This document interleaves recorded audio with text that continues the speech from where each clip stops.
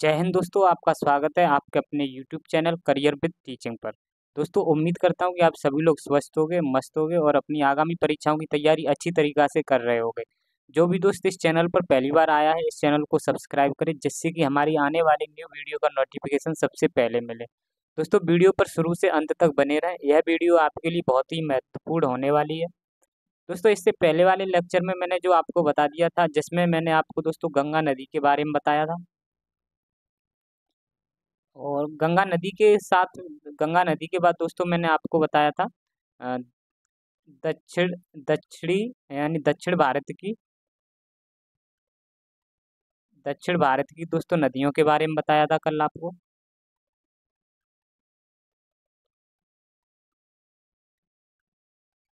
दोस्तों मैंने आपको गंगा नदी के बारे में बताया था कि गंगा नदी की दोस्तों आपको सब पूरी डिटेल बताई थी गंगा नदी के बारे में कि गंगा नदी की दोस्तों कोई कहीं से एक सेपरेट जगह नहीं है जहाँ से दोस्तों गंगा नदी का उद्गम होता हो। ये दोस्तों गंगा नदी का जो निर्माण होता है वो अलग अलग अलग जगहों से दोस्तों 5 नदियाँ आती हैं और आपस में मिलती हैं और जिन्हें दोस्तों प्रयाग कहा जाता है। और यही आगे चल के दोस्तों प्रयाग जो आगे आगे दोस्तों ये प्रयाग जब पांचों मिल जाते हैं तो दोस्तों आगे चलकर इसको एक नाम दिया जाता है गंगा नदी। तो यह दोस्तों आपको मैंने सब बता दिया था गंगा नदी के बारे में। और गंगा नदी के बारे में दोस्तों फिर मैंने आपको बताया था गंगा नदी की जो सहायक नदियाँ हैं, जो मैंने आपको बताया था बाएं हाथ से गंगा नदी में आकर जो बाएं हाथ से गंगा नदी में आकर आकर मिलने वाली जो सहायक नदियाँ थी दोस्तों उनके बारे में बताया था। जिसमें मैंने आपको बताया था रामगंगा। रामगंगा का दोस्तों जो उद्गम होता था वो गौरसैंण नाम की गौरसैंण जगह है दोस्तों, एक उत्तराखंड में पड़ती है, वहाँ से रामगंगा का उद्गम होता है और वो दोस्तों गंगा में आकर मिल जाती है। इसी तरीके से एक और नदी थी जिसका नाम था गोमती। गोमती नदी का उद्गम उत्तर प्रदेश के पीलीभीत एक जगह दोस्तों डिस्ट्रिक्ट पड़ता है। वहाँ पर एक जगह दोस्तों फूलर झील झील से गोमती नदी का उद्गम होता है और फिर यह दोस्तों आकर गंगा नदी में मिल जाती है, गोमती रिवर। और इसी तरीके से दोस्तों एक नदी है घाघरा नदी। घाघरा नदी का दोस्तों उद्गम जो होता है मापचाचोंग लेंग जो दोस्तों एक हिमनद पड़ता है, उस हिमनद से दोस्तों इसका उद्गम होता है। मापचा चुंगो एक हिम्मत हिमनद होता है दोस्तों, मापचा चुंगो, जो कि तिब्बत में पड़ता है, वहां से इस घाघरा नदी का उद्गम होता है। और इसी घाघरा नदी को दोस्तों हम सरयू नदी के नाम से जानते हैं। ये दोस्तों हमारी जो घाघरा नदी है इसी नदी को हम सरयू नदी के नाम से भी जानते हैं। और नेक्स्ट दोस्तों एक नदी है कोसी आती है, जो ये दोस्तों ये भी कोसी भी एक सहायक नदी होती है। और कोसी नदी का उद्गम जो नेपाल हिमालय से दोस्तों इसका होता है। और इसी तरीके से एक नदी दोस्तों है महानंद नदी, जिसका उद्गम दोस्तों दार्जिलिंग पहाड़ियों से होता है, जो कि पश्चिम बंगाल में पड़ती हैं। इस तरीके से दोस्तों ये बाएं हाथ से गंगा नदी में आकर मिलने वाली सहायक नदियां हैं। इसी तरीके से दोस्तों दाएं हाथ से गंगा से मिलने वाली जो सहायक नदियां दोस्तों ये दाएं हाथ से हैं, जिसमें से एक टॉन्स थी। यह दोस्तों टॉन्स एक आपकी यमुना की भी सहायक नदी है, लेकिन दोस्तों ये टॉन्स अलग है। और एक दोस्तों आपकी नदी आती है सोन नदी। सोन नदी दोस्तों सोन नदी आपकी जहाँ से अमरकंटक पहाड़ियों से इसका उद्गम होता है। और यह दोस्तों आपकी सोन नदी कर पटना शहर में दोस्तों जाकर मिल जाती है यहाँ पर गंगा नदी से। और एक दोस्तों आपकी गंगा नदी में से एक फरक्का बांध बनाया गया है पश्चिम बंगाल में, जिसे हम बैराज कहते हैं। और वहां से दोस्तों एक नदी निकाली जाती है जिसका नाम है आपका हुगली नदी। और इसी की एक दोस्तों ट्रिब्यूटरी थी, यानी कि एक सहायक नदी थी जिसका नाम था दामोदर। यहाँ तक हमने दोस्तों आपको बता दिया था। और इस गंगा नदी में दोस्तों कुछ एक इम्पोर्टेंट चीज़ ये बतानी थी आपको। और दोस्तों मैंने आपको ये भी बता दिया गंगा नदी आगे जाकर बांग्लादेश में आपकी बांग्लादेश में पद्मा के नाम से जानी जाती है। और इधर से दोस्तों एक ब्रह्मपुत्र नदी आती है, इसको जमुना नाम से जाना जाता है, जो कि तिब्बत से ये ब्रह्मपुत्र नदी आती है। और ये दोनों तब जब दोस्तों मिल जाती हैं, जिन्हें आगे जाकर इनको दोस्तों मेघना कहा जाता है। क्योंकि दोस्तों मेघना इसलिए कहा जाता है क्योंकि बांग्लादेश में एक नदी आती है और जो नदी थी वो नदी आपकी मेघना कहलाती थी और वो इसमें आकर मिल जाती है, जिसकी वजह से इस इन दोनों नदियों को दोस्तों आगे जाकर मेघना के नाम से जाना जाता है। और ये दोस्तों बंगाल की खाड़ी में अपना पानी गिरा देती है, वहाँ पर दोस्तों बहुत सारे अवसादों को जमा करती हैं, जिसके कारण वहाँ पर सुंदरवन का डेल्टा बनता है। यहाँ पर दोस्तों हमने गंगा नदी के बारे में जान लिया था। और दक्षिण भारत की दोस्तों नदियों के बारे में मैं आपको बताता हूँ। दक्षिण भारत की नदियों में दोस्तों हमने जो ये हमारी जो दामोदर नदी थी, ये आपकी छोटा नागपुर पठार से गुजरती थी। यानी छोटा नागपुर पठार से इसका उद्गम होता है। और जो कि दोस्तों हुगली नदी की आपकी ये ट्रिब्यूटरी थी सहायक नदी। और दोस्तों जैसे हम आपको मैप में बता देते हैं, जैसे कि अभी हमारा भारत का मैप है।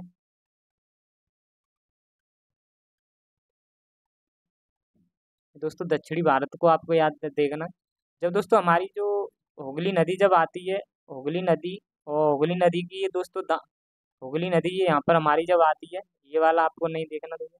हुगली नदी जब आती है दोस्तों, तो यहाँ पर हमारी एक नदी होती है दामोदर नदी। दामोदर नदी इस हुगली नदी से मिल जाती है। ये छोटा नागपुर से दोस्तों गुजरती है।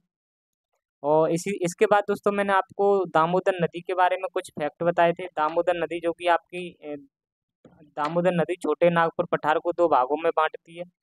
और जिसकी दोस्तों कुछ सहायक नदी थी दामोदर नदी की, जिसमें से पहली जो सहायक नदी थी वो बोकारो थी एक, और आपकी एक बराकर थी और एक बहरा थी।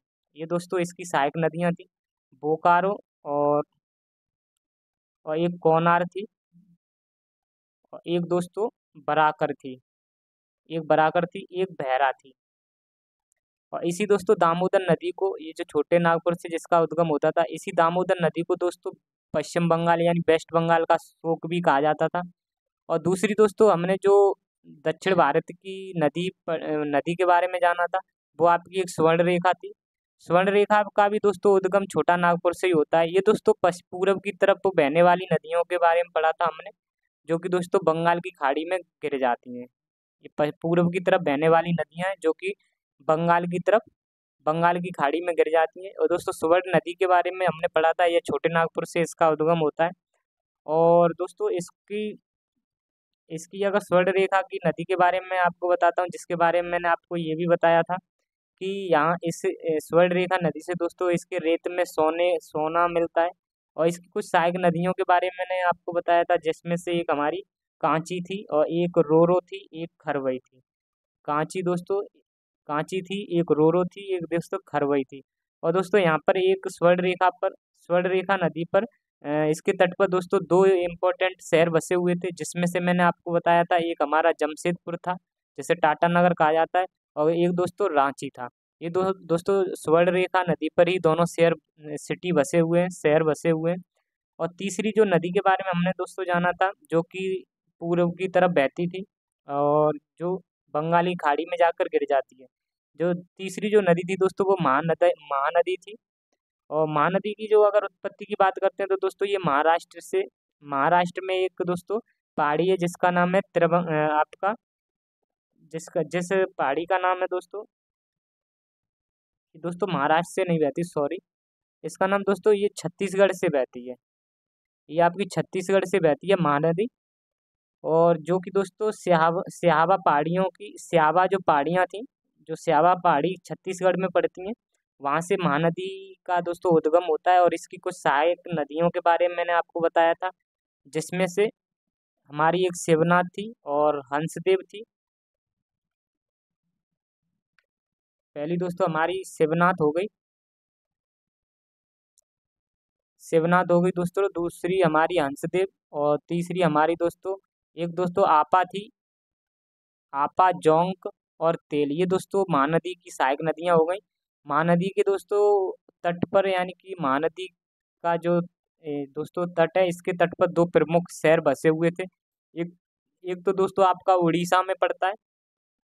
एक तो दोस्तों उड़ीसा के दो शहर थे, जिसमें से एक कटक, और दोस्तों उड़ीसा के दो शहर थे, जिसमें से एक कटक था और एक आपका कटक था दोस्तों, और एक दोस्तों आपका था संबल संबलपुर था। और दोस्तों दूसरा दोस्तों ये महानदी आपकी छत्तीसगढ़ में बहती है। छत्तीसगढ़ के दो शहर थे, जिसमें से एक दोस्तों धमतरी था और एक कांगेर। धमतरी था एक दोस्तों, और एक आपका कौन था, एक कांगेर था। और इसी तरीके से दोस्तों हमने तीसरी नदी के बारे में जाना था। आपकी तीसरी जो नदी हो गई, तीसरी नदी के बारे में दोस्तों जाना था, ये हमारी महान गोदावरी थी नदी। गोदावरी की अगर हम बात करते हैं, तो दोस्तों ये है हमारी त्र्यंबक त्र्यंबक दोस्तों पहाड़ियों से इसका उद्गम होता है, जो कि दोस्तों नासिक जिले में, महाराष्ट्र के नासिक जिले में स्थित है। और त्र्यंबक एक दोस्तों गांव है, यहाँ से इस गोदावरी का उद्गम होता है। और इस यह दोस्तों दूसरी भारत की सबसे बड़ी नदी है। गोदावरी ये दूसरी भारत की सबसे बड़ी है, और यह दोस्तों लंबी दक्षिण भारत की सबसे लंबी नदी है। इसी को दोस्तों दक्षिणी गंगा कहा जाता है गोदावरी को, और इसे वृद्ध गंगा भी कहा जाता है। और अगर हम इसकी बात करें गोदावरी नदी पर दोस्तों, यह महाराष्ट्र, आपके दोस्तों महाराष्ट्र से इसका उद्गम होता है। आपका महाराष्ट्र हो गया, तेलंगाना, और आपका आंध्र प्रदेश में दोस्तों यह जाकर अपना डेल्टा भी बनाती है। इन तीन राज्यों में तो दोस्तों सबसे ज़्यादा बहती है, और इसके दो राज्य हैं जिनमें कम बहती है। एक तो आपका उड़ीसा हो गया, और एक दोस्तों छत्तीसगढ़। इन इन राज्यों में थोड़ा कम बहती थी। और नेक्स्ट अगर हम बात करें तो इसी तरीके से दोस्तों हमारे ये पूर्व की तरफ बहने वाली नदियाँ हो जाएंगी। इसके बाद दोस्तों कुछ और भी आपकी नदियाँ आएंगी, पेन्नार हो गई, कावेरी हो गई, कृष्णा हो गई, ये नदियाँ भी पढ़ेंगे। इससे ये चीज़ पढ़ने से पहले हम दोस्तों गंगा नदी पे जो गंगा नदी के जो तट पर दोस्तों प्रमुख शहर स्थित हैं उनके बारे में थोड़ा जान लेते हैं, क्योंकि इससे पहले वाले लेक्चर में दोस्तों गंगा पर स्थित जो इम्पोर्टेंट शहर हैं उन शहरों के बारे में थोड़ा बता नहीं पाया था। इसलिए इस वाले इस वाले लेक्चर में हम दोस्तों गंगा नदी के बारे में पढ़ते हैं। गंगा नदी पर स्थित जो शहर हैं इम्पोर्टेंट, उन शहरों के बारे में जानेंगे। अगर हम सबसे पहले बार अगर हम दोस्तों यही लिखा है गंगा नदी के तल पर स्थित शहर। अगर दोस्तों पहले शहर की अगर हम बात करते हैं, तो हमारा पहला जो शहर है दोस्तों वो ऋषिकेश से एक शहर पड़ता है, और एक हरिद्वार। ये दोनों दोस्तों जो जगह है वो उत्तराखंड में पड़ती हैं। और ये ऋषिकेश और हरिद्वार दोस्तों गंगा नदी के तट पर स्थित है, या तल कहो या इसको तट कहो। दोस्तों ये दोनों शहर ऋषिकेश और हरिद्वार, ये दोनों शहर दोस्तों आपके गंगा नदी के तट पर स्थित हैं। अगर हम दोस्तों नेक्स्ट बात करते हैं, अ, दूसरे जो शहर हैं, एक दोस्तों कन्नौज है और प्रयागराज है, और एक दोस्तों वाराणसी है। ये दोस्तों उत्तर प्रदेश के शहर हैं। एक आपका कानपुर और है। ये दोस्तों कानपुर हो गया, कन्नौज और प्रयागराज और वाराणसी, ये दोस्तों चारों शहर आपके गंगा नदी के तट पर स्थित हैं।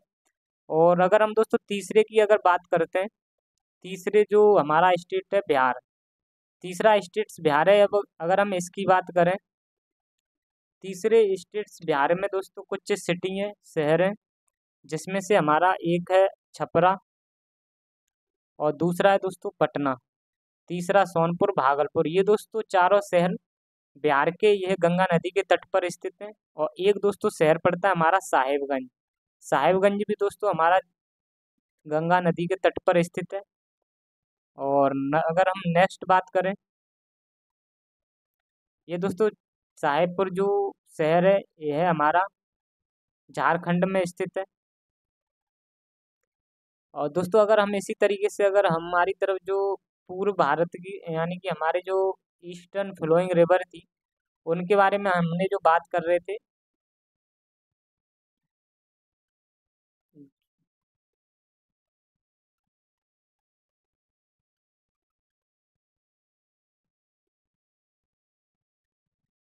दोस्तों हम ईस्टर्न ईस्टर्न फ्लोइंग रिवर के बारे में बात कर रहे थे, जो कि दोस्तों जिसे हम पूर्व की तरफ बहने वाली नदियां कहते हैं, जो कि बंगाल की खाड़ी में जाकर गिर जाती हैं। जिसमें से दोस्तों एक दामोदर के बारे में हमने आपको बताया, जो कि दोस्तों हुगली हुगली नदी से मिलकर आपकी बंगाली खाड़ी में गिर जाती है। और दूसरा दोस्तों हमने स्वर्ण रेखा नदी के बारे में बताया। और तीसरा दोस्तों हमने आपको स्वर्ण रेखा के बाद आपको इधर से आपकी छत्तीसगढ़ से दोस्तों महानदी आती थी, महानदी के बारे में बताया। और चौथी दोस्तों हमने आपको गोदावरी नदी के बारे में बताया। पहला दोस्तों आपको बताया हमने दामोदर नदी के बारे में, ये आपको लिख दे रहा हूँ, दामोदर नदी। दूसरी दोस्तों स्वर्ण रेखा, और तीसरी महानदी, और चौथी दोस्तों गोदावरी। यानी ये दोनों स्वर्ण रेखा, और ये दोनों इन दोनों का दोस्तों आपका छोटा नागपुर के पठार से उद्गम होता था। महानदी का दोस्तों जो स्यावा स्यावा की पहाड़ी पड़ती है वो आपकी छत्तीसगढ़ में, और यहाँ से दोस्तों महानदी का उद्गम होता है। और दोस्तों त्र्यंबक त्र्यंबक एक दोस्तों त्र्यंबक एक दोस्तों गांव पड़ता है जो कि त्र्यंबक की पहाड़ियों के पास है, और त्र्यंबक पहाड़ियों से दोस्तों आपकी गोदावरी नदी का उद्गम होता है। इसके बाद दोस्तों हमारी जो नेक्स्ट नदी आएगी गोदावरी के बाद, ये हमारी दोस्तों आएगी कृष्णा। तो हम दोस्तों अब पढ़ने वाले हैं कृष्णा, कृष्णा नदी के बारे में। अगर हम कृष्णा नदी के बारे में अगर बात करते हैं दोस्तों, तो कृष्णा नदी की दोस्तों अगर हम बात करते हैं तो यह इसकी जो लेंथ है, इसकी लंबाई है, वो 1400 किलोमीटर है। कितनी है दोस्तों? 1400 किलोमीटर। अगर हम कृष्णा नदी की अगर हम दोस्तों कृष्णा नदी की अगर उद्गम की बात करें, तो इसका उद्गम दोस्तों महाबलेश्वर चोटी से होता है, जो कि दोस्तों आपकी पश्चिमी पश्चिमी जो घाटी पर्वत है हमारा, वहाँ की दोस्तों ये महाबलेश्वर चोटी है। यानी पश्चिमी घाट पर्वत की दोस्तों महाबलेश्वर चोटी से कृष्णा नदी का उद्गम होता है, जो कि दोस्तों महाराष्ट्र में पड़ती है। ये दोस्तों पश्चिमी घाट पर्वत, पश्चिमी घाट दोस्तों पश्चिमी घाट पर्वत की ये महाबलेश्वर चोटी है, और जो कि महाराष्ट्र में पड़ती है, वहाँ से कृष्णा नदी का उद्गम होता है। नेक्स्ट अगर हम बात करें दोस्तों, ये कृष्णा नदी कहाँ कहाँ किस किस राज्य से होकर गुजरती है, तो इसमें पहला जो पॉइंट है दोस्तों, ये महाराष्ट्र में इसका उद्गम होता है। पहला स्टेट ये खुद हो गया महाराष्ट्र, और दूसरा दोस्तों ये कर्नाटक में पहुँचती है, कर्नाटक में प्रवाहित होती है, और तीसरा है दोस्तों तेलंगाना में प्रवाहित होती है। नेक्स्ट हमारा दोस्तों आंध्र प्रदेश, आंध्र प्रदेश में कृष्णा नदी दोस्तों प्रवाहित होती है, और यहाँ पर दोस्तों आंध्र प्रदेश में ही यह बंगाल की खाड़ी में जाकर यह डेल्टा बनाती है, यानी डेल्टा बनाती है। आंध्र प्रदेश में ही दोस्तों यह डेल्टा बनाती है कृष्णा नदी। कृष्णा नदी में डेल्टा के बारे में मैंने आपको बता दिया था। जब कोई नदी अपने साथ अवसादों को लेकर अपने तट पर यह जब अवसादों को इकट्ठा कर देती है, तो उसको ही बोला जाता है डेल्टा। तो कृष्णा नदी दोस्तों अगर क्वेश्चन पूछा जाए कि कृष्णा नदी कहाँ पर किस राज्य में अब डेल्टा बनाती है, तो आप बताओगे आंध्र प्रदेश में। अगर दोस्तों हम कृष्णा नदी की अगर सहायक नदियों के बारे में बात करते हैं, इसकी सहायक नदी कौन कौन सी है? सहायक नदी के बारे में मैंने आपको बता दिया था दोस्तों। जब कोई मुख्य नदी होती है और मुख्य नदी से दोस्तों आसपास की नदियां जब आकर मिल जाती हैं, तो उनको ही हम सहायक नदी कहते हैं। तो हमारी सहायक नदी इसकी कौन कौन सी है कृष्णा नदी की? एक तो घाट प्रवाह हो गई, और एक दोस्तों हमारी माल प्रवाह, और तीसरी भीमा हो जाएगी, और ये दोस्तों चौथी मूसी हो जाएगी। और दोस्तों मूसी नदी पर ही हमारा एक शहर है, जो कि हैदराबाद, तेलंगाना का दोस्तों, तेलंगाना की कैपिटल है भी है, राजधानी भी है ये हैदराबाद। हैदराबाद दोस्तों मूसी नदी के तट पर स्थित है। और चौथी यानी नेक्स्ट जो नदी है दोस्तों कोयना, कोयना हो गई, दूधगंगा हो गई, और आपकी ये पंचगंगा और तुंगभद्रा। ये दोस्तों आपकी जो नदी हैं, ये आपकी सहायक नदी हैं। और दोस्तों आपको गंगा से मैंने कुछ और भी नदी बताई थी, जैसे कि गोदावरी की जो सहायक नदी बताई थी आपको, जो हमारी ये गोदावरी नदी है, इसकी मैंने आपको इसकी सहायक नदियाँ बताई थी दोस्तों, जिसमें से मैंने आपको बताई थी पैनगंगा, पैनगंगा हो गई, बैनगंगा हो गई, और अम, आपकी दोस्तों प्राणहिता हो गई, और प्रवरा हो गई, और नेक्स्ट दोस्तों पूर्णा हो गई, और दोस्तों मंजीरा हो गई। ये सब दोस्तों आपकी गोदावरी नदी की सहायक नदियां हैं। आप दोबारा से बता देता हूँ दोस्तों, पैनगंगा, बैनगंगा, और एक दोस्तों वर्धा और इंद्रावती भी है आपकी। ये वर्धा हो गई शायद, और इंद्रावती और है दोस्तों आपकी। पैनगंगा, बैनगंगा, प्राणहिता और इंद्रावती, और दोस्तों नेक्स्ट है हमारी पूर्णा और प्रवरा और मंजीरा। ये इस तरीके से दोस्तों आपकी गोदावरी नदी की सहायक नदियां हैं। तो दोस्तों आपको कंफ्यूज नहीं होना है। ये हमारी दूधगंगा है, ये और पंचगंगा ये आपकी कृष्णा नदी की है। नेक्स्ट दोस्तों अगर हम बात करते हैं, नेक्स्ट हमारी कृष्णा नदी के बाद एक नेक्स्ट नदी आती है दोस्तों, जिसका नाम है पेनार। पेनार नदी की अगर हम बात करते हैं तो दोस्तों यह भी बंगाल की खाड़ी में जाकर गिर जाती है। पेनार भी दोस्तों पूर्व की तरफ बहने वाली एक नदी है। तो दोस्तों पेनार की नदी के बारे में बात करने से पहले मैं आपको पेनार नदी का उद्गम बता देता हूँ। पेनार नदी की दोस्तों जो उद्गम होता है वो नंद दुर्ग पहाड़ियों से इसका उद्गम होता है, और नंददुर्ग पहाड़ियाँ कहाँ पड़ती हैं दोस्तों? ये आपकी कर्नाटक में। आपका क्वेश्चन एक बार दोस्तों एसएससी में पूछा भी गया था कि नंददुर्ग की पहाड़ियाँ किस राज्य में पड़ती हैं? तो आपको आपका जो आंसर होगा वो दोस्तों आपका होगा आंसर कर्नाटक। और दोस्तों पेनार नदी है वो दो राज्यों भारत के दो राज्यों से होकर गुजरती है। हालांकि ये छोटी नदी है, ज़्यादा बड़ी नदी नहीं है। पहला हमारा कर्नाटक हो जाएगा और दूसरा आंध्र प्रदेश हो जाएगा। इसको एपी को दोस्तों आंध्र प्रदेश को शॉर्ट में लिखा गया है एपी। तो ये आपकी दो नदी हो जाएंगे, दो आपके राज्य हो जाएंगे जो कि पेन्ना नदी यहाँ से होकर गुजरती है। अगर हम दोस्तों अगर पेन्ना नदी के बारे में थोड़ा और डिटेल और थोड़ा जाने तो मैंने आपको बताया था दोस्तों ऊपर हमारी कृष्णा नदी पड़ती है।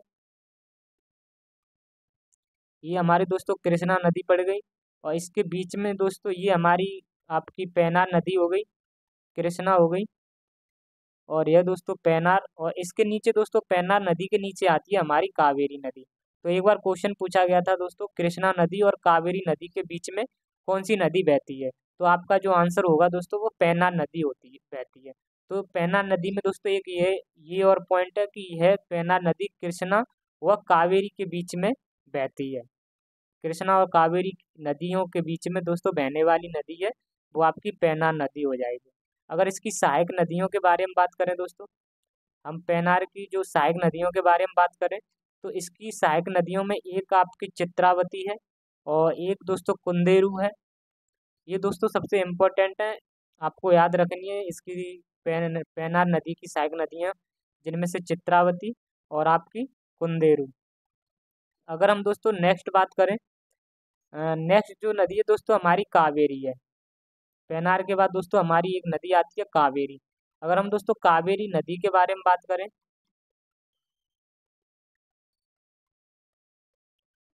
अगर दोस्तों कावेरी नदी के बारे में हम बात करते हैं तो कावेरी नदी का जो लेंथ है जो लंबाई है वो 800 किलोमीटर है। कितनी है दोस्तों? 800 किलोमीटर। और इसका उद्गम की अगर हम बात करते हैं कावेरी नदी का जो उद्गम होता है वो ब्रह्मगिरी चोटी से इसका उद्गम होता है। और यह दोस्तों ब्रह्मगिरी चोटी किसके अंदर आती है? ब्रह्मगिरी चोटी दोस्तों आपकी पश्चिमी घाट पर्वत के अंदर आती है। और पश्चिमी घाट पर्वत के अंदर दोस्तों आने वाली जो चोटी है वो आपकी ब्रह्मगिरी है। और ब्रह्मगिरी चोटी से ही दोस्तों कावेरी नदी का उद्गम होता है और जो कि कर्नाटक में स्थित है। ब्रह्मगिरी चोटी जो दोस्तों आपकी पड़ती है वो आपके कर्नाटक राज्य में यह स्थित है। अगर हम दोस्तों कावेरी नदी के थोड़ी और बात करते हैं कावेरी नदी के बारे में तो यह दोस्तों किस किस राज्य में बहती है कावेरी नदी? तो यह दोस्तों पहला जो हो जाएगा हमारा कर्नाटक और दूसरा हो जाएगा तमिलनाडु। और दोस्तों कर्नाटक और तमिलनाडु में यह कावेरी नदी बहती है। और तमिलनाडु में दोस्तों यह अपना डेल्टा भी बनाती है, यानी अपने अवसादों को पानी के साथ बहा के ले जाती है। और तमिलनाडु में दोस्तों जाकर यह डेल्टा बनाती है, फिर उसके बाद यह नदी बंगाल की खाड़ी में चली जाती है। और कावेरी नदी को लेकर दोस्तों कर्नाटक और तमिलनाडु राज्य में विवाद भी रहता है। कावेरी जल को लेकर दोस्तों इन दोनों स्टेट्सों में विवाद भी रहता है। अगर हम दोस्तों नेक्स्ट पॉइंट की बात करते हैं जो हमारी कावेरी नदी है, कावेरी नदी के बारे में अगर हम बात करते हैं दोस्तों ये हमारी अगर हम इसको रिलीजियस के बेसिस पे देखते हैं, अगर हमारा धार्मिक आधार पर इसको देखते हैं तो यह दोस्तों दक्षिण की गंगा इसको कहा जाता है। दक्षिण की गंगा इसको कावेरी नदी को कहा जाता है। अगर नेक्स्ट बात करते हैं दोस्तों हम जो हमारी इसकी सहायक नदियाँ हैं कावेरी की, सबसे पहले हमारी एक सहायक नदी है अमरावती और दूसरी सिमसा है और तीसरी काबिनी है। नेक्स्ट दोस्तों भवानी है और नेक्स्ट अर्कवती है और एक दोस्तों हेमवती है। आई होप दोस्तों उम्मीद करता हूँ कि यह आपको पॉइंट समझ में आया होगा। दोस्तों एक पॉइंट और बता देता हूँ मैं आपको आपको कावेरी नदी के बारे में। जो कावेरी नदी है दोस्तों, कावेरी जो नदी है यह आपकी हमेशा यानी दोस्तों यह वर्ष भर प्रवाहित होती रहती है, यानी कि इसका जल खत्म नहीं होता है। ये पॉइंट ऊपर भी लिखा होगा दोस्तों, यह पॉइंट लिखा है यह वर्ष भर प्रवाहित होने वाली एकमात्र नदी है। यानी दोस्तों दक्षिण भारत में यानी साउथ इंडिया की दोस्तों एकमात्र ऐसी एक नदी है जो कि वर्ष भर प्रवाहित होती है।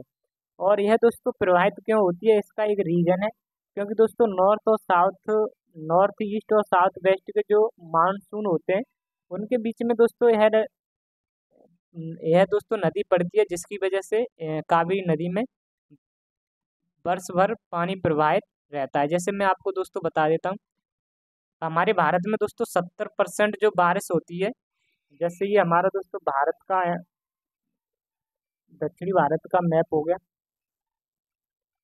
ये दोस्तों लाइन एक्स्ट्रा है, ये आपको नहीं समझना। जैसे दोस्तों हमारे भारत में जो वर्षा होती है वो 70% वर्षा तो जो साउथ साउथ वेस्ट से जो मानसून आते हैं उसके कारण होती है।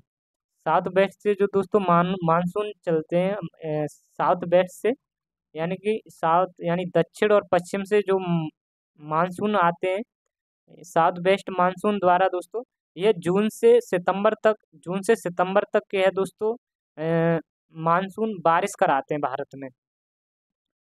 और जब ये दोस्तों मानसून जब वापस जाते हैं यहाँ से, तो दोस्तों यह कोरोमंडल में जाकर यहाँ पर बहुत सारी बार इस कोरोमंडल के तट पर जाकर दोस्तों ये बारिश कराते हैं। और यहीं पर दोस्तों हमारी कृष्णा नदी यानी कावेरी नदी स्थित है, और जिसकी वजह से दोस्तों यहाँ पर दोस्तों पानी चलता रहता है, आता रहता है, जिसकी वजह से यह दोस्तों वर्ष भर प्रवाहित रहती है। तो दोस्तों ये साउथ वेस्ट और नॉर्थ ईस्ट के दोस्तों ये साउथ वेस्ट और नॉर्थ ईस्ट के दोनों मानसूनों के बीच में यह पड़ती है, जिसकी वजह से दोस्तों इसमें वर्ष भर यह प्रवाहित होने वाली एकमात्र नदी है। कावेरी नदी को दोस्तों साउथ वेस्ट और नॉर्थ ईस्ट दोनों मानसून से पानी मिलता रहता है, इसलिए यह एकमात्र नदी है जो पूरे साल बहती है। आई होप दोस्तों, उम्मीद करता हूँ कि आपको यह पॉइंट समझ में आया होगा। अगर हम दोस्तों नेक्स्ट बात करते हैं आपकी, यहाँ पर हमारी दोस्तों पूर्व की तरफ जो हमारी पूर्व की तरफ बहने वाली जो नदियाँ थी वो आपकी एंड हुई दोस्तों। अब मैं थोड़ा आपको बता देता हूँ। मैंने आपको बताया था प्रायद्वीपीय नदियों के बारे में। सबसे पहले दोस्तों मैंने आपको बताया था कि जो दक्षिण भारत की नदियाँ हैं या प्रायद्वीपीय जो नदियाँ हैं, इनको दो तरीके से दोस्तों कैटेगराइज किया गया था। एक तो दोस्तों हमारी वेस्ट की तरफ वेस्ट फ्लोइंग हमारी जो वेस्ट फ्लोइंग रिवर्स थी, यानी कि पश्चिम की तरफ बहने वाली नदियाँ थी, और एक दोस्तों हमारी थी ईस्ट की तरफ बहने वाली नदियाँ। तो दोस्तों मैंने आपको ईस्ट की तरफ और ये दोस्तों वेस्ट की तरफ जो नदियाँ थी वो आपकी अरब सागर में जाके गिरती थी, और ये ईस्ट की तरफ जो प्रवाहित होने वाली नदियाँ थी वो बंगाल की खाड़ी में गिरती थी। तो मैंने दोस्तों ईस्ट की तरफ प्रवाहित होने वाली नदियों के बारे में आपको बता दिया, यानी कि पूर्व की तरफ प्रवाहित होने वाली नदियों के बारे में सब डिटेल में बता दिया कौन कौन सी नदी थी। जैसे दोस्तों मैं दोबारा से भी बता देता हूँ, एक हमारी दामोदर थी, दूसरी स्वर्ण रेखा थी, और तीसरी दोस्तों हमारी स्वर्ण रेखा के बाद दोस्तों हमारी महानदी थी, और महानदी के बाद दोस्तों हमारी गोदावरी थी, गोदावरी के बाद दोस्तों हमारी कृष्णा नदी थी, फिर पैनान नदी थी, और लास्ट दोस्तों हमारी कावेरी नदी थी। ये दोस्तों इम्पोर्टेंट है। और ये दोस्तों सभी जो ये जितनी भी नदियाँ ये सभी दोस्तों बंगाली खाड़ी में जाकर गिरती हैं, और ये सभी नदियाँ दोस्तों पूर्व की तरफ बहती हैं। तो दोस्तों ये पूर्व की तरफ बहने वाली नदियों के बारे में मैंने आपको सब बता दिया डिटेल में। अब हम दोस्तों पश्चिम की तरफ बहने वाली नदियों के बारे में बात करेंगे जो कि अरब सागर में गिरती हैं। सबसे पहले बात करते हैं दोस्तों वेस्ट फ्लोइंग रिवर्स, जो कि अरब सागर में दोस्तों ये नदियां जाकर गिर जाती हैं, जिसमें से पहली जो नदी है दोस्तों हमारी वो लूनी नदी है। कौन सी नदी है दोस्तों? हमारी लूनी नदी है। अगर हम दोस्तों लूनी नदी की बात करते हैं तो यह दोस्तों अरावली पहाड़ियों के अंतर्गत अरावली पर्वत के दोस्तों अ, अंदर एक पहाड़ आता है जिसका नाम है दोस्तों नाग पहाड़। तो दोस्तों नाग पहाड़ से ही इस लूनी नदी का उद्गम होता है। तो लूनी नदी का उद्गम कहाँ से होता है? नाग पहाड़ी से इसका उद्गम होता है, जो कि दोस्तों राजस्थान के अजमेर एक शहर है। अजमेर शहर में दोस्तों नाग नाग की पहाड़ियाँ देखने को मिलती हैं। यहाँ से दोस्तों लूनी नदी का उद्गम होता है। और लूनी नदी की अगर हम बात करते हैं दोस्तों, यह दो राज्यों में प्रवाहित होती है। पहला दोस्तों राजस्थान हो गया, दूसरा यह गुजरात हो गया। गुजरात में ही दोस्तों यह जाकर आपका जो कच्छ का रण है दोस्तों, कच्छ के रण में दोस्तों जाकर वहाँ पर ये अपना पानी जाकर गिरा देती है। तो दोस्तों इसी वजह से ये पॉइंट आपको मैं बता देता हूँ। पहली बात तो दोस्तों यह खारे पानी की नदी होती है, खारे पानी की नदी दोस्तों क्यों होती है, इसका एक रीजन है, क्योंकि दोस्तों राजस्थान के मरुस्थल में NaCl यानी सोडियम क्लोराइड के कण पाए जाते हैं, और जिसकी वजह से दोस्तों इसका पानी खारा हो जाता है। इसलिए दोस्तों यह लूनी जो नदी है वो खारे पानी की नदी है। और यह एक ऐसी नदी है दोस्तों जो अपना पानी जो कि दोस्तों यह कच्छ के रन में समाप्त हो जाती है, और लूनी नदी दोस्तों समुद्र तक नहीं पहुंचती है। यह नदी दोस्तों अपना जो पानी लाती है वो कच्छ के रन यानी कि रन ऑफ कच्छ के दलदल में दोस्तों यह अपना पानी गिरा देती है, और यहीं दोस्तों इसके बाद यह समुद्र तक यह इसका पानी नहीं पहुंचता, यानी समुद्र तक यह नदी नहीं पहुंचती है।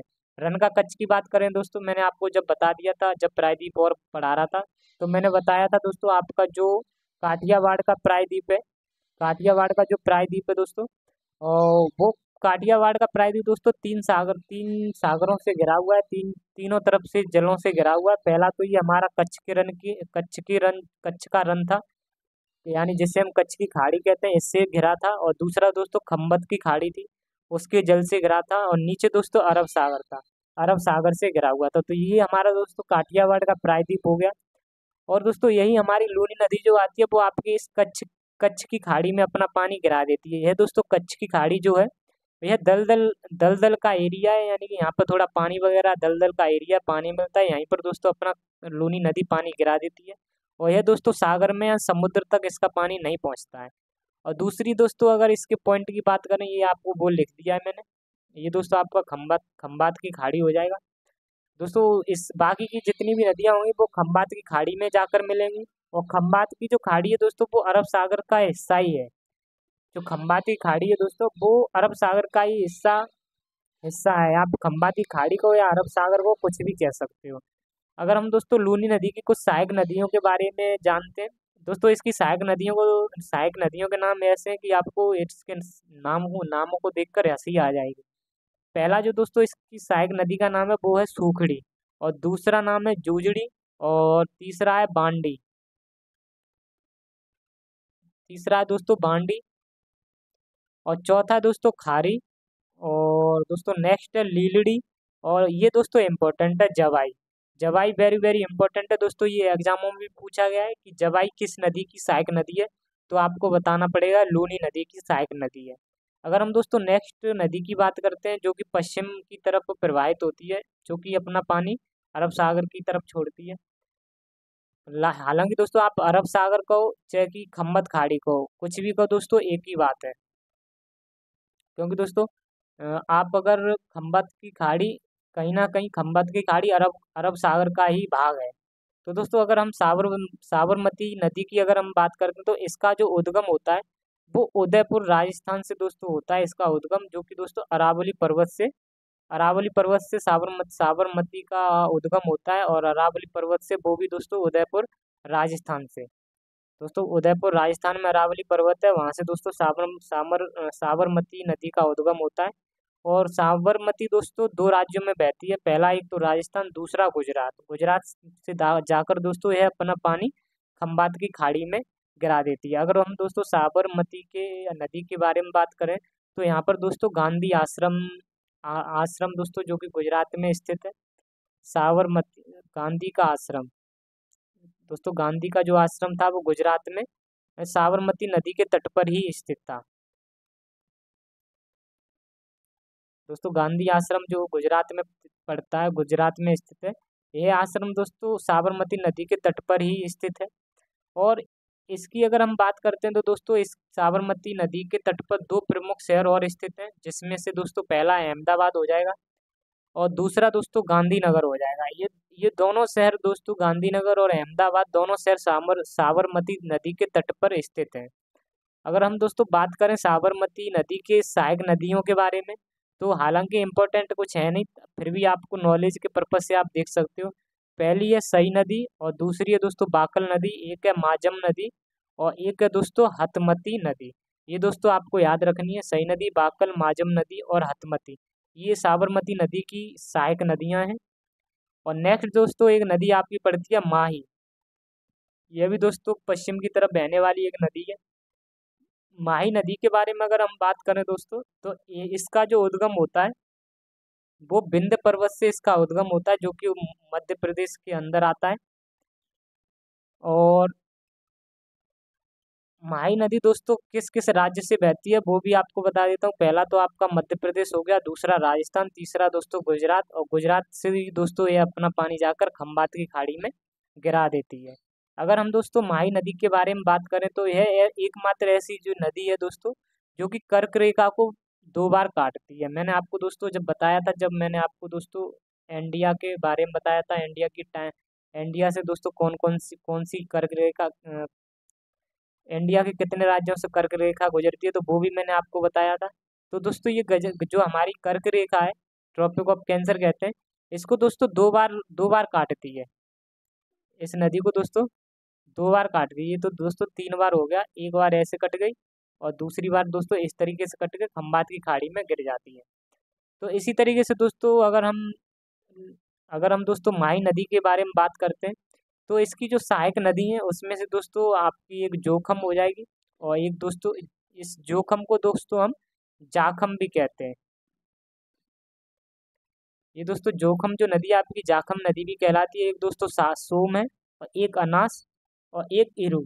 ये दोस्तों आपकी माही नदी की सहायक नदियां हैं। आपको क्वेश्चन पूछ लिया जाएगा कौन सी नदी, भारत की कौन सी नदी है जो कि कर्क रेखा को 2 बार काटती है। काटने का मतलब ये है दोस्तों 2 बार यहाँ से गुजरती है, एक बार यहाँ से गुजरेगी, एक बार इधर से गुजरेगी।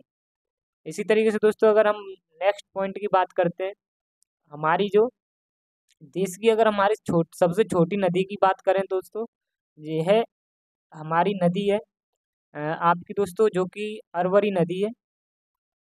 अरवरी नदी के बारे में बात करें दोस्तों, यह मात्र 40 किलोमीटर इसका डिस्टेंस है, और जो कि दोस्तों राजस्थान के अलवर जिले से इसका उद्गम माना जाता है। राजस्थान के अलवर जिले से दोस्तों जिले में यह प्रवाहित होती है। राजस्थान का एक अलवर जिला है, वहाँ पर दोस्तों यह प्रवाहित होती है, और यहाँ से दोस्तों यहीं इसी को दोस्तों अरवरी नदी को देश की सबसे छोटी नदी कहा जाता है।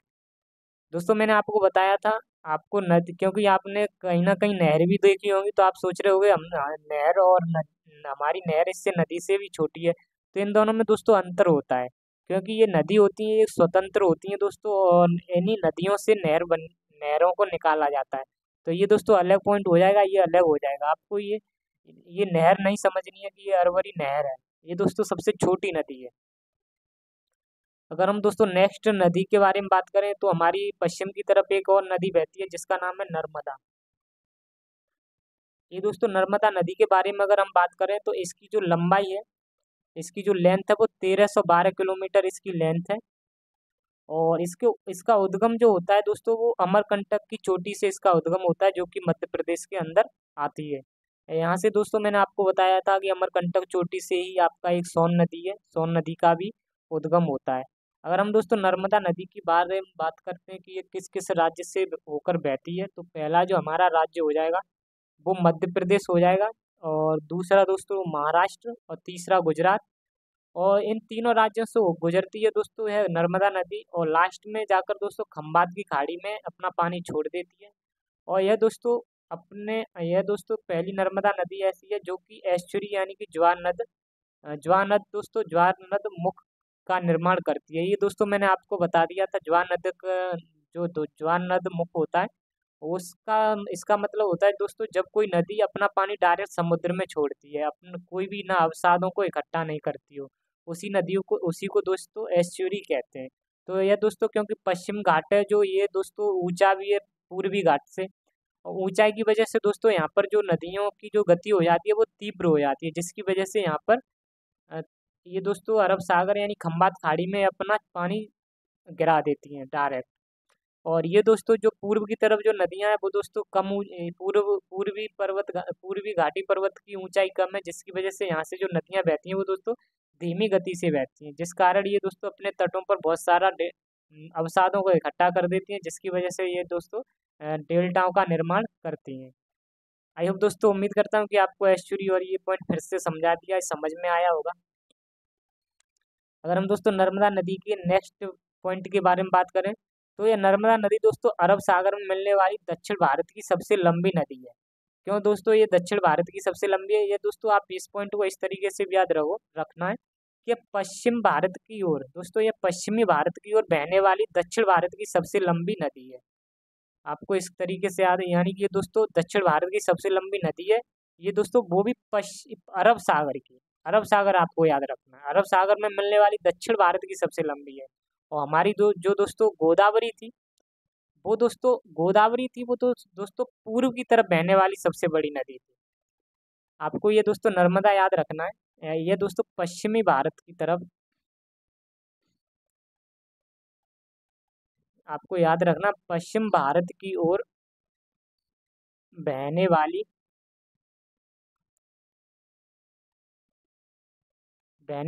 दक्षिण भारत की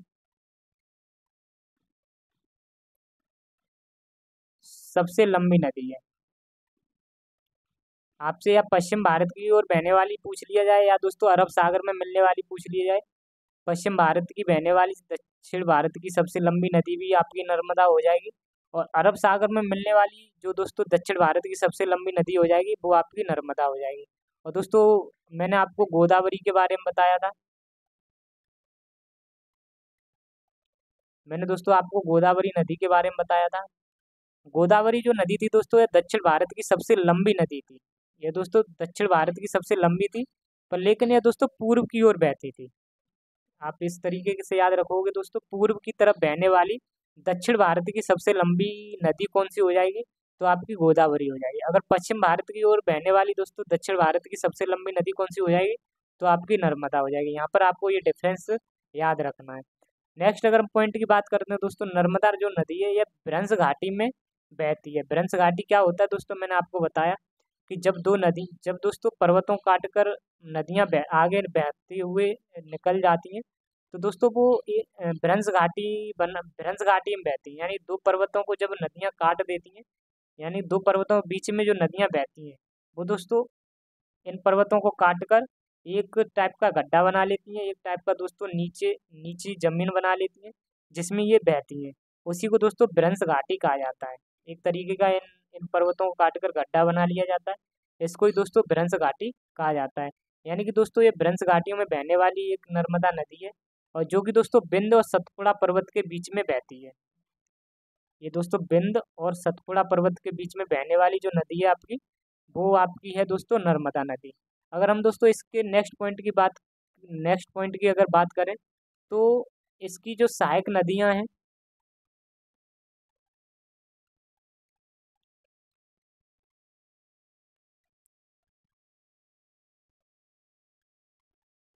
अगर हम इसकी सहायक नदियों के बारे में बात करें, तो दोस्तों हमारी सहायक नदी एक हो जाएगी तवा, एक बरनेर, एक बरना, एक दूधी और एक माचक, एक बंजारा। ये दोस्तों इसकी सहायक नदियां हैं। क्या है दोस्तों, इसकी ये सहायक नदियां हैं। नेक्स्ट अगर हम पॉइंट की बात करें दोस्तों, तो हमारा एक शहर, यानी नर्मदा नदी के तट पर दोस्तों एक शहर स्थित है, जिसका नाम है जबलपुर। जबलपुर दोस्तों एमपी यानी मध्य प्रदेश का एक शहर है, जो कि दोस्तों नर्मदा नदी के तट पर स्थित है। अगर हम दोस्तों नेक्स्ट नदी की बात करते हैं, हमारी नेक्स्ट नदी है ताप्ती, जिसे हम तापी के नाम से भी जानते हैं।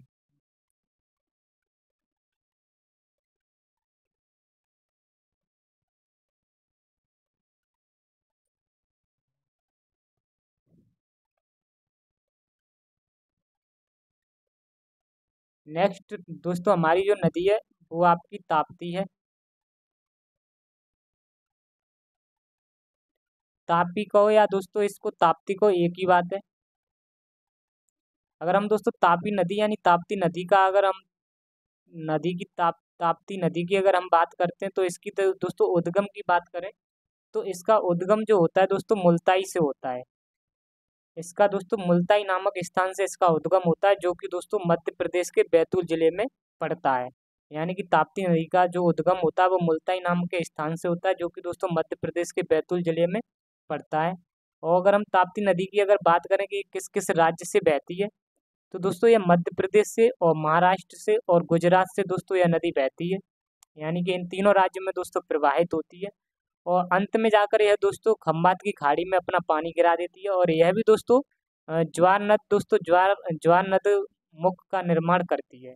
ज्वार ज्वार नद मुख का मैंने आपको मतलब बता दिया था दोस्तों। जो नदी अपने तटों पर अवसादों को इकट्ठा नहीं करती हो, डायरेक्ट अपने पानी को समुद्र में गिरा देती हो, उनको ही बोला जाता है ज्वार नद मुख। नेक्स्ट अगर हम पॉइंट की बात करें दोस्तों, ये दोस्तों हमारी जो ताप्ती नदी है ये सतपुड़ा के दक्षिण दक्षिण में दोस्तों यह भ्रंश घाटी में बहती है।